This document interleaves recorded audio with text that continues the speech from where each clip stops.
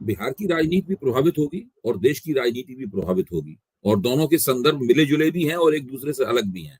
पहली बात तो मैं ये कहूंगा कि ये बहुत ही जबरदस्त काम हुआ है। कम से कम एक प्रदेश में, उत्तर भारत के एक ऐसे प्रदेश में जो पूर्वी भारत से भी जुड़ा हुआ है, उसके पूरे समाज की सच्ची तस्वीर निकलकर हम लोगों के सामने आ गई है, और वो सच्ची तस्वीर आंखें खोल देने वाली है। सबसे पहली बात तो यह है कि पहले से ही उस प्रदेश का 85% जो तबका है वो आरक्षित है विभिन्न तरीके से। या तो उन्हें पिछड़े वर्ग का आरक्षण प्राप्त है, या उन्हें अनुसूचित जातियों वाला आरक्षण प्राप्त है, या अनुसूचित जनजातियों वाला आरक्षण प्राप्त है। केवल 15% हिस्सा ऐसा है जो अनारक्षित है, जिसको हम लोग ऊंची जातियों के हिस्से में कह सकते हैं। ब्राह्मण, बनिया, ठाकुर, कायस्थ, भूमिहार, सीधे सीधे 5 बिरादरियां ऐसी हैं जिनकी बिहार में कुल जनसंख्या 15% है। अब आप आइए राजनीति के ऊपर। नहीं, लेकिन उसमें क्या हम लोग ऊंची जाति के मुस्लिमों को भी शामिल कर सकते हैं? हाँ, ऊंची जातियों के मुस्लिमों को, मैं भी आ रहा हूं उस पर। फिर आइए आप राजनीति के ऊपर। राजनीति के ऊपर जब आप आते हैं, तब फिर आपको साफ दिखाई पड़ता है कि भारतीय जनता पार्टी की जातिगत जनगणना को लेकर असहजता क्यों है। देखिए, काफी हिचक के साथ में बिहार में भाजपा जातिगत जनगणना का समर्थन करती रही थी, और जब ये प्रस्ताव पास हुआ था तब वो नीतीश कुमार के साथ वो सरकार में थी। लेकिन राष्ट्रीय स्तर पे आप देखिए इन लोगों ने क्या किया। कांग्रेस सरकार ने जो एक सोशियो इकोनॉमिक सेंसस कराया था, और उस सेंसस के तमाम कागजात और आंकड़े नरेंद्र मोदी को विरासत में प्राप्त हुए, उसको नरेंद्र मोदी की सरकार आज तक दबा के बैठी हुई है, ये कह के कि ये ठीक नहीं है। उसको आज तक दबा के बैठी हुई है। सुप्रीम कोर्ट ने पहले साफ कह दिया कि हम जातिगत जनगणना नहीं कराएंगे, ये केंद्र सरकार का काम है, केंद्र सरकार ही कर सकती है इसको, और किसी को और करने नहीं देंगे। बाद में जब दबाव बना और भाजपा के अंदर से भी दबाव बना, तब फिर सुप्रीम कोर्ट में जाकर अपने हलफनामे का एक पैरा उन्होंने बदला, और फिर राज्यों को जातिगत जनगणना करने का अधिकार प्राप्त हुआ। भले ही ये हो गया सब जनगणना कहने की बजाय इसको आप सर्वे कहें, आप इसको सर्वेक्षण कहें, लेकिन बात केवल नाम का फर्क है, और दरअसल दोनों के बीच में कोई फर्क नहीं है। इससे होता क्या है, बिहार में पिछली बार भाजपा ने नीतीश कुमार के साथ मिलकर तकरीबन सभी सीटें जीत ली थी। उसमें भारतीय जनता पार्टी को 17 सीटें प्राप्त हुई थी। आज दोपहर में जब ये आंकड़े जारी हुए, उससे थोड़ी देर पहले मेरी एक भाजपा के अंदरूनी हलकों की जानकारी, अंदरूनी गतिविधियों की जानकारी रखने वाले एक साथी से बात हो रही थी। तो उसका कहना यह था कि भाजपा वाले ये मानते हैं कि बिहार में उनकी कुछ सीटें कम हो सकती हैं। तो मैंने कहा कितनी सीटें? जो एनडीए को प्राप्त हुई वो सीटें कम हो सकती हैं, या जो भाजपा को प्राप्त हुई थी वो सीटें कम हो सकती हैं? तो उन्होंने कहा नहीं, भाजपा को जो 17 सीटें प्राप्त हुई थी उसमें से कुछ सीटें, 2-3 सीटें कम हो सकती हैं।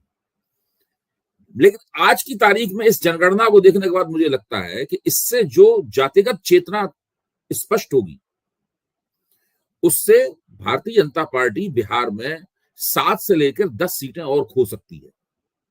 इसका अंदेशा बिल्कुल साफ तौर पर दिखाई पड़ने लगा है। और अगर INDIA गठबंधन ने अपने पत्ते ठीक से खेले और अपनी एकता को कायम रखा, तो वो बिहार में बहुत बड़ी जीत लोकसभा में दर्ज कर सकता है। और ये चीज केवल बिहार तक ही सीमित नहीं रहेगी, अब तो सभी राज्यों की सरकारों के ऊपर इसका बड़ा दबाव बनेगा। एक प्रश्न मैं ये करना चाह रहा था कि जो आपने कहा कि 7 से 9 सीटें खो सकती हैं, वो उसका आधार क्या है? अगर देखिए, उसका आधार ये है, अभी तक भाजपा का जो लोकसभा चुनाव का नैरेटिव होता था, वो ये नैरेटिव होता था कि मोदी जी को जाति किससे परे जाकर वोट मिल रहा है। वो नैरेटिव अब नहीं रहेगा। लोग वोट देते समय इस बात का ख्याल रखेंगे कि वो किसको वोट दे रहे हैं, लोग क्यों वोट दे रहे हैं। आप देखिए, बिहार में भारतीय जनता पार्टी की अपनी छवि क्या है, उत्तर प्रदेश की भारतीय जनता पार्टी से अलग तरह की छवि है। बिहार में भारतीय जनता पार्टी एक तरह से ऊंची जातियों की पार्टी मानी जाती है, इसीलिए उसे नीतीश कुमार के समर्थन की जरूरत पड़ती थी। और कभी कभी भाजपा के अंदर से ही मांग उठती थी कि हम अकेले भी चुनाव लड़े तो बहुत अच्छा प्रदर्शन करेंगे, इस तरह की मांगें भाजपा के अंदर से उठती थी। लेकिन अब भाजपा के सामने चुनौती है कि आप, नीतीश कुमार तो आपके साथ रहे नहीं, तो आप अकेले चुनाव लड़के दिखाइए। मेरा मानना यह है कि वो जो हिंदू एकता का पूरा नैरेटिव इस बात पर निर्भर है कि जातिगत स्थिति अस्पष्ट रहनी चाहिए। जैसे ही जातिगत स्थिति स्पष्ट होती है, हिंदू एकता का पूरा नैरेटिव जो है वो गड़बड़ा जाता है। आपको ध्यान होगा जब 1990 में मंडल कमीशन की रिपोर्ट वीपी सिंह ने मानी थी, उसके बाद पूरी भारतीय जनता पार्टी एक तरह के रणनीतिक संकट में फंस गई थी। उसकी समझ में नहीं आ रहा था कि अब इसका क्या किया जाए। उस संकट से निपटने के लिए उन्होंने राम जन्मभूमि यात्रा की थी। अयोध्या यात्रा अडवाणी ने उस संकट से निपटने के लिए शुरू की थी। तो अब सवाल ये, इनके पास अब इस संकट से जो जातिगत जनगणना से बिहार के स्तर पर संकट जो पैदा हुआ है, और धीरे धीरे ये जनगणना की मांग सभी जगह फैलेगी। एकदम सब जगह जनगणना नहीं हो सकती है, लेकिन ये मांग सब जगह फैलेगी, और ये लगातार भारतीय जनता पार्टी और हिंदू एकता का पूरा जो विचार है, उस विचार के लिए एक स्थायी संकट बन जाएगी। क्योंकि जैसे ही जातियों का विन्यास स्पष्ट होता है, जातिगत चेतना स्पष्ट होती है, वैसे ही वोटर के सोचने का तरीका बदलता है और वो अपनी मतदान संबंधी प्राथमिकताओं पर पुनर्विचार करने की स्थिति में पहुंच जाता है। और बिहार में ये निश्चित रूप से इस बार होगा, और उसकी देखा देखी और दूसरी जगहों पर भी ये मांग उठेगी, और उससे जो जातिगत अब जैसी अनुप्रिया पटेल भी इसका समर्थन कर रही हैं, वो भाजपा के साथ जुड़ी हुई हैं उत्तर प्रदेश में, और आगे भी जुड़ी हुई रहेंगी, मैं ये मानता हूं, लेकिन वो जातिगत जनगणना का समर्थन कर रही हैं। तो ये एक ऐसी स्थिति है जो कि भविष्य में हिंदू एकता की राजनीति को गड़बड़ाने में कुछ योगदान कर सकती है।